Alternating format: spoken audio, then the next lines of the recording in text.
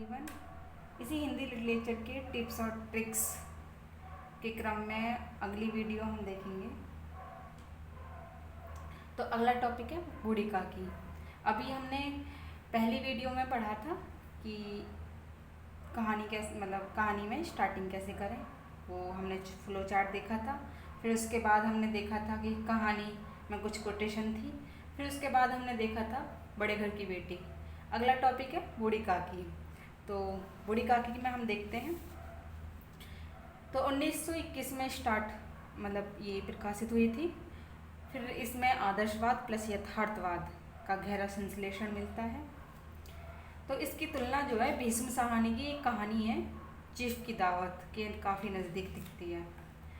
तो ये हम पढ़ेंगे। चीफ की दावत है एक दुनिया समानांतर में, जो आगे नई कहानियों में हमें मिलेंगी।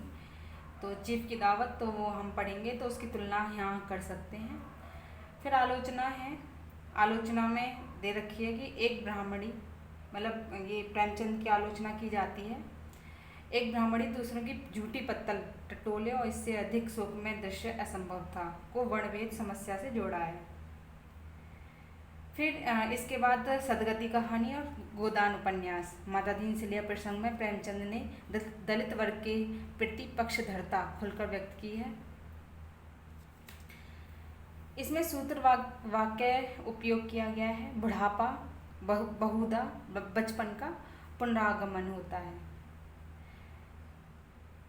तो ठीक है। फिर उसके बाद उपमा और प्रतीक का भी प्रयोग किया गया है। बूढ़ी काकी अपनी कोठरी में शोक में विचार की उपभांति बैठी हुई थी।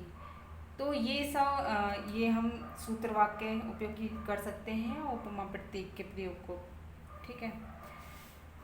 उसके बाद आती है अगली कहानी अलग योजना। अलग योजना में क्या है कि 1929 में ये प्रकाशित हुई थी माधुरी पत्रिका में। ठीक है। तो इसमें सामाजिक समस्या है, ऋणग्रस्तता की है, वेधव्य की है, संयुक्त परिवार के टूटने की समस्या है। इसमें तुलना की गई है अन्य कहानियों से। ठीक है। तो मनोविज्ञान का प्रयोग किया गया है। जैसे कि एक कोटेशन है, जो पन्ना है रूपवती स्त्री थी और रूप और जो ये क्या है, रूप और